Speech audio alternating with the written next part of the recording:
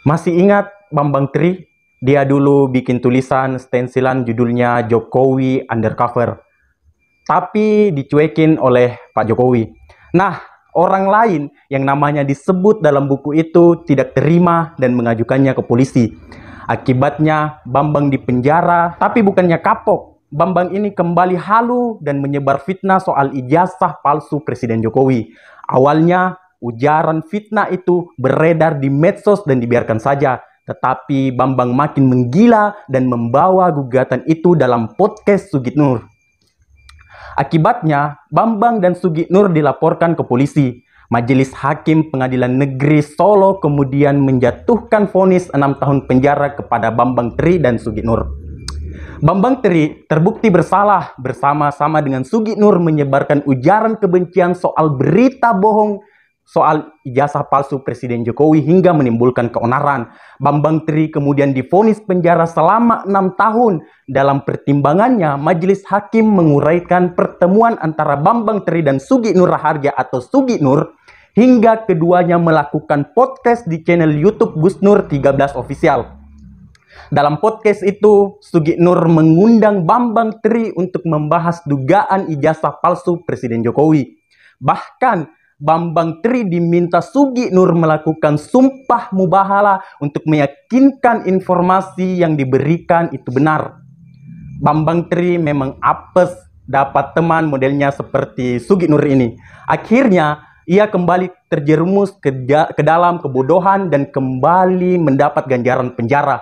Seandainya fitnah Bambang tidak disiarkan secara luas lewat podcast Sugit Nur, kemungkinan Bambang tidak akan berhadapan dengan hukum. Karena podcast Sugit Nur itu menjadi tempat berkumpulnya para pembenci Jokowi, akhirnya narasi halu Bambang Tri dianggap sebagai kebenaran. Dan itulah yang kemudian terjadi. Podcast yang berisi sesat pikir ala Sugit Nur itu menimbulkan sebuah kebenaran, dan untuk mempertanggungjawabkan menyebarnya fitnah itu, keduanya harus diganjar penjara selama 6 tahun. Perkara Bambang Tri ini sungguh ironis. Pasalnya, lawan politik Jokowi yaitu Prabowo sudah menjadi menterinya.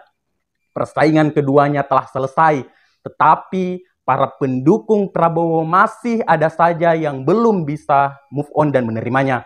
Bambang Tri ini adalah salah satu contohnya. Jokowi tidak memiliki kesalahan kepadanya, tetapi Bambang terus mencari-cari kesalahan Jokowi, tidak berhenti di sana. Bambang sampai merekayasa kebohongan dan fitnah untuk menjadikan Jokowi dan menjatuhkan Jokowi. Mungkin dia lupa bahwa Indonesia adalah negara hukum, bukan negara barbar. Bambang tidak boleh berhalusinasi dan memaksakan kebenaran kepada orang lain. Karena jika itu dilakukan, Bambang harus menerima hukuman atas perbuatannya itu. Nah, semoga saja apa yang menimpa Bambang ini menjadi pelajaran bagi banyak orang. Jangan jadikan politik untuk menebar kebencian. Biarlah perbedaan pilihan dalam politik itu selesai di wilayah politik. Jangan seret-seret masalah politik dalam kehidupan sehari-hari. Karena terbukti hal itu akan menimbulkan kerusakan di tengah masyarakat. Cukuplah Bambang Tri yang mendekam dalam tembok dingin penjara itu karena kebenciannya yang sangat mendalam saat orang-orang sedang merayakan Lebaran bersama dengan keluarganya, malah Bambang Tri ini mendekam di dalam penjara. Wallahul muwaffiq ila aqwamit thariq. Wassalamualaikum warahmatullahi wabarakatuh.